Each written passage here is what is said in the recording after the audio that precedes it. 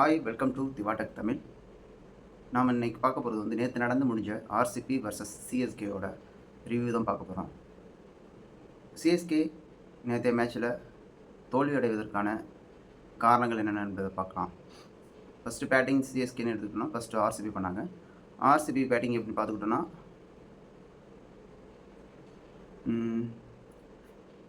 Phil Salt, Virat Kohli 2 பேரும் open பண்ணாங்க. Phil Salt எடுத்தோடனே டேக் ஆன் பண்ணார். ஹலீல் அகமது அடித்தார். செகண்ட் ஓவர் அஸ்வினை கொண்டு வந்தாங்க, அஸ்வினி அடித்தார். அங்கேயே பாதி கேம் முடிஞ்சிச்சு. ஏன்னா எப்போவுமே சென்னை நடக்கும் பொழுது பவர் பிளேயில் விக்கெட் எடுப்பாங்க, ஒரு 30 ரன்ஸ் 40 ரன்ஸ் அந்த ரேட்டுக்கு தான் போகும், ஓகேங்களா. பட் இந்த மேட்ச்சில் 2 ஓவர்லேயே 30 ரன்ஸ்க்கு மேலே போயிடுச்சு. அது இல்லாமல் ஃபீல்டிங்லேயும் கொஞ்சம் சரியில்லை. தீபக் கூட ஒரு கேட்ச் மிஸ் பண்ணார். ரஜத் படிட்டாருக்கு 17 ரனில் ஒரு கேட்ச்சு, 19 ரனில் ஒரு கேட்ச் விட்டாங்க. இந்த இடம் தான் சிஎஸ்கே மேட்சை விட்டதுக்கான ரீசனே. அப்படி பார்க்கும் பொழுது விராட் கோலி 31 பாலுக்கு 30 ரன் அடித்தாங்க, ஓகே. அதுக்கப்புறம் அந்த லாஸ்ட்டாக டிம் டேவிட் 8 பாலுக்கு 30 ரன் அடித்தார். அவர் 197 ஸ்கோர் வர ரீசனே, மெயின் ரீசனே டிம் டேவிட் தான். சென்னையில் நம்ம மெயினாக சொல்லியிருந்தோம், ஸ்பின் பவுலர்ஸ் நல்லா போட்டாங்கன்னா அந்த டீம் தான் வின் பண்ணணும்னு சொல்லியிருந்தோம்.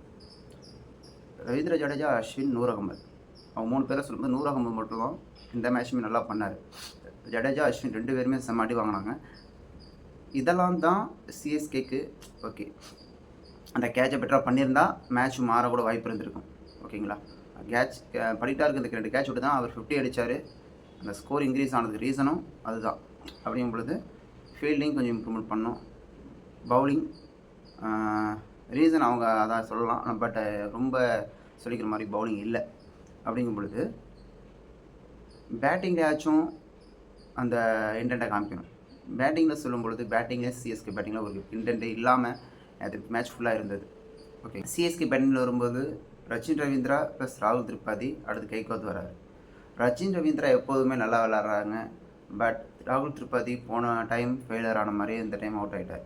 அப்படிங்கும் பொழுது கெய்க்வாத் அவரும் ஒரு இன்டென்ட் காட்டல. அதுக்கப்புறம் தீபக் கூடா, அதுக்கப்புறம் சிவன் டூபே அப்படின்னு நம்ம பேட்டிங் குறை சொல்லாமல், ரெண்டாவது அவங்க சைடு உள்ள பவுலிங்கை நம்ம பார்க்கலாம். ஏன்னா ஆர்சிபி சைடு பவுலிங் செமையாக போட்டாங்க, அப்படி தான் சொல்லி ஆகணும். ஏன்னா ஹேசல்வுட் ஒரு அந்த மேட்சோட மாஸ்டர் கிளாஸ் அவர் தான். ஏன்னா செம பவுலிங் 2 for 6 கொடுத்துருந்தாரு பவர் பிளேயில். செம இம்ப்ரெசிவாக இருந்துச்சு. அந்த பவர் பிளேயில் அவங்க டேக் ஆன் பண்ணாததுக்கு ரீசனே ஹேசல்வுட்னு சொல்லலாம். புவனேஷ்குமார் நல்லா பவுலிங் பண்ணாங்க. அவங்க பெங்களூர் சைடு பவுலிங் சைடு செம்மையாக இருக்காங்க, பட் நல்லாவும் பண்ணியிருந்தாங்க நேற்ற மேட்ச்சில். அதுதான் அவங்க மேக்ஸிமம் இந்த மேட்ச் வின் பண்ணுறதுக்கான ரீசனே. அவங்க 12வது 13வது ஓவர்லாம் ஆர்சிபி சைடு மேட்ச் போயிடுச்சு.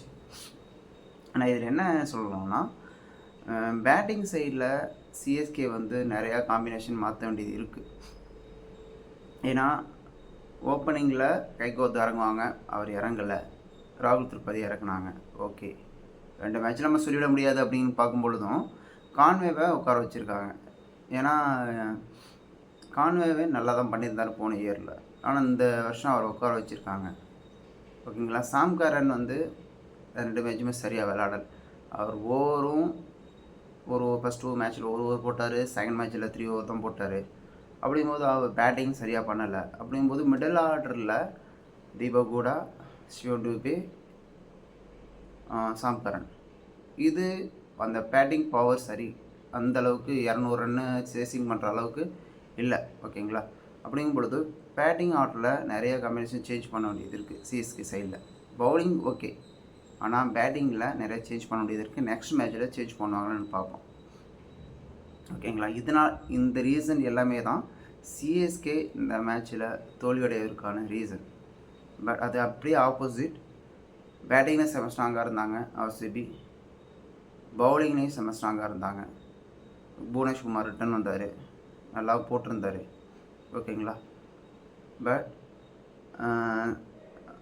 சிஎஸ்கேல டவுன் தி ஆர்டரில் தோனி வந்தாங்க. ஏன்னா அந்த மேட்ச் 12-13 ஓவர்லேயே தோற்றுருவோம் அப்படின்னு கிவ் அப் பண்ணிட்டாங்க. அதுதான் மெயின் ரீசனே. ஓகேங்களா? ஜெயிக்கலாம் அப்படின்னு சொல்லிட்டு ஆடலை. தோனி அவங்க கீழே இறங்கி வந்ததுக்கு ரீசனே தான். 2 ரேட்டை மேட்ச் பண்ணலாம் அப்படின்னு ஒரு ரீசனில் தான் வந்தாங்க. ஆனால் இது வந்து ஒரு சிஎஸ்கே பழைய சிஎஸ்கே டீம் மாதிரி தெரில.